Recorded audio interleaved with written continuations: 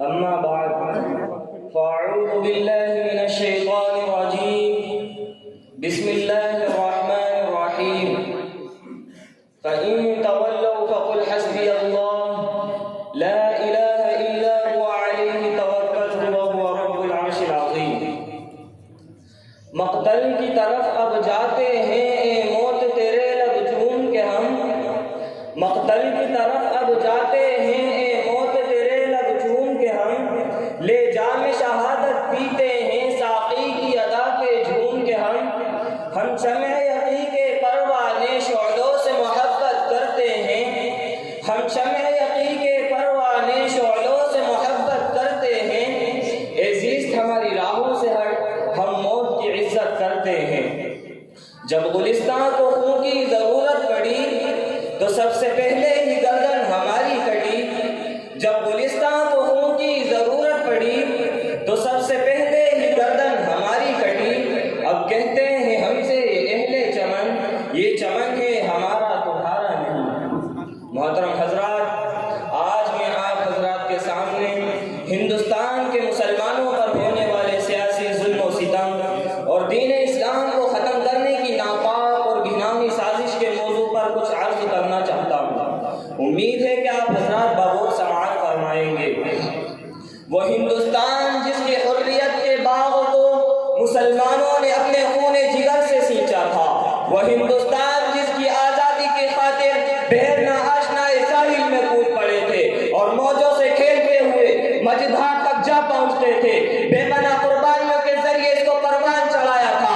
آج اسی ہندوستان کے مسلمانوں کو طرح طرح کی اذیتیں اور تکلیفیں پہنچائی جا رہی ہیں. آج مسلمانوں کے قلوب سے دین اسلام کو ختم کرنے کی ناپاک اور گھناؤنی سازشیں ہو رہی ہیں. ذرا غور تو کریں، کبھی بندے ماترم جیسی گندی اور ناپاک چیز کو نافذ کرنے کا حکم ہوتا تھا جس کی وجہ سے نیندیں حرام ہو گئی تھی، جس گیت میں سراسر کفر بھرا ہوا ہے، جس گیت کو ایک بار پڑھنے سے انسان خارج اسلام ہو جاتا ہے، جس گیت کو ایک بار پڑھنے سے مسلمان نہیں رہتا.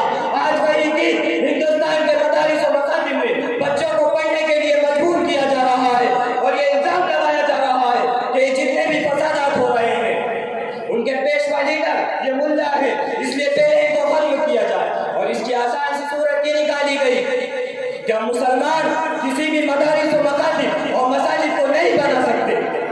لیکن شاید ان کو یہ معلوم نہیں ہے کہ جب تک مسلمانوں کی سانسیں چلتی رہیں گی اس وقت تک مذہب اسلام پر ہر کسی طرح کی آنچ نہ آنے دیں گے. کسی شاعر نے کہا ہے ہم تمہاری دھمکیوں سے خوف کھا سکتے نہیں، ہم تمہاری دھمکیوں سے خوف کھا سکتے نہیں، ظلم کے آگے ہم اپنا سر جھکا سکتے نہیں. ہے یہی تاریخ اپنی، ہے یہی اپنا فلسفہ، ہے یہی تاریخ اپنی، ہے یہی اپنا فلسفہ. ہم زمانے میں دبانے سے ابھرتے ہیں سدا. عزیزان گرامی، اگر وطن ہماری جان مانگے تو جان دیں گے، اگر وطن ہماری اولاد مانگے تو اولاد دیں گے، اگر وطن ہمارا تن دھن مانگے تو ہم ہمارا سب کچھ دیں گے. لیکن یہ نہیں ہو سکتا کہ مسلمان نبی کریم صلی اللہ علیہ وسلم کی جاہ و جلال دے، اور یہ بھی نہیں ہو سکتا کہ مسلمان آخرت کو چھوڑ کر یہ دنیا کو ترجیح دے. آپ حضرات کو تاریخ یاد ہوگی جب انگریزوں کی ظلم و زیادتی حد سے آگے بڑھی تو انہوں نے اسلامی قلعے کو مسمار کر کے اس پر تسلیسی عقیدے کی بنیاد کو رکھنا چاہا تو سب سے پہلے شاہ عبدالعزیز علیہ الرحمہ میدان جہاد میں بے جھجک ٹوٹ پڑے اور ہندوستان کے دارالحرب ہونے کا فتویٰ دیا اور اس بات کا تہیہ کر لیا تھا کہ غلامی کی زنجیر کے ٹکڑے ٹکڑے کر کے ادھر لیں گے، جس کے نتیجے میں مسلمانوں کو مسائل و مشکلات اور کن کی مراحل مشکلات گھاٹیوں اور وادیوں سے گزرنا پڑا. یہ تاریخ کا ایک المناک باب ہے.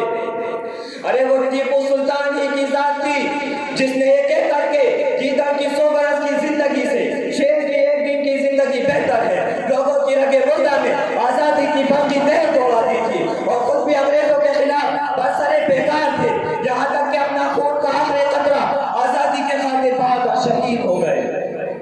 اگر یہ مسلم قائدین ہندوستان کو اس بھیانک اور بھرپیٹ جنگل سے آزادی کی شاہراہ بنانے کی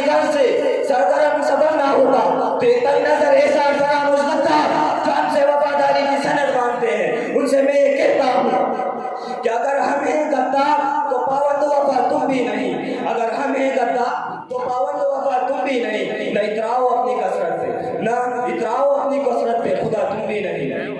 ملت اسلامیہ کے دعوت کے دلوں، آج تمہاری عزت و آبرو کے امتحان کا وقت آ چکا ہے۔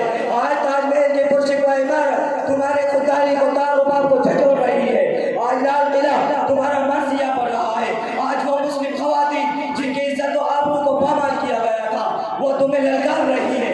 اے ملت اسلامیہ کے غیور نوجوانوں، اے خالد بن ولید کے فرزندوں، اے محمود بن قاسم کے پیروکاروں، تم بیدار ہو جاؤ، اپنے اندر انقلاب پیدا کرو، اپنی تقدیر کو سنوار لو، اس لیے کہ آج اغیاروں نے تمہارے خلاف کمر کس لی ہے۔ آج مشرکوں نے تمہیں ہندوستان سے نکالنے کی ناپاک اور گھناؤنی سازشیں شروع کر دی ہیں۔ یاد رکھیں، اگر ہم اب بھی بیدار نہیں ہوئے اور اپنے بچاؤ کا سامان مہیا نہیں کیا تو بوسنیا کے مسلمانوں کی طرح ذلیل و خوار ہوں گے، اور بوسنیا کے مسلمانوں کی طرح گاجر مولی کی طرح کاٹے جائیں گے، اور کوئی ہمارا پریشان حال نہ ہوگا۔ محترم بزرگوں اور دوستو، جب بھی وقت آئے کہتے ہوئے میدان جہاد میں کود پڑے کہ باطل سے ڈرنے والے اے آسمان نہیں ہم، باطل سے ڈرنے والے اے آسمان نہیں ہم، سو بار کر چکا ہے تو امتحان ہمارا۔ میں شعر کے ساتھ اپنی تقریر ختم کرنا